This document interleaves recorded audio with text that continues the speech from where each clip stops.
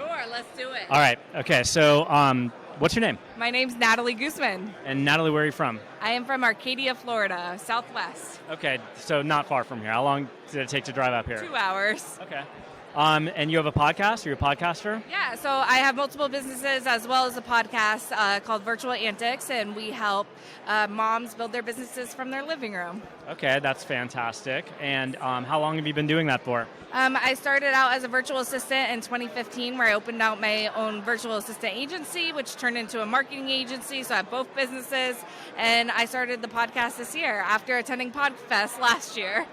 Tell me what you're thinking of in terms of monetization.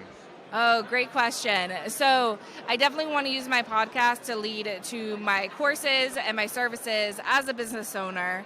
And I haven't really thought that much further since I'm just... No, I mean, I think that's fantastic, and I was going to recommend that. A lot of people, and even, me included, because I have a podcast that I host, had the idea that ad sponsorship was really the only avenue to monetization, but you've already figured out that really the best way to monetize is if you have a service, is to really use the podcast to kind of drive and monetize your business. So how long, you haven't launched your podcast yet, or how long have you been doing it?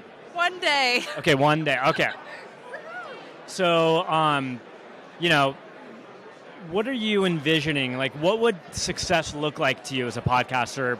Maybe if you think of like where you want to be a year from now. Yeah, so I go with everything that I do. I go with intention and goals. And I think the number one thing that I want to do is make connections. That's how I grew my business 6 figures in 3 months, was just networking and making friends. So that's definitely my number one goal. Now, how many of those friends will I have? I have no clue.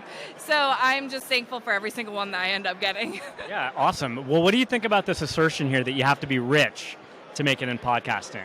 Well, because my marketing agency, we create courses and websites and things like that. I already know that's not true. Actually, I launched with a $25 headset, by the way. And when I started my business, I didn't even have a computer. And so I went to the library and I started my business on a free computer. So I don't think you have to be rich at all. I think it's one about networking. You have to have make connections, go to events like PodFest, and then following up with those people. Don't just meet them once and let that connection go, because you created amazing things. So you have to keep following up with it. Absolutely. I could not have agreed with you more. So thanks for being a part of my little scandalous statement here. I love it.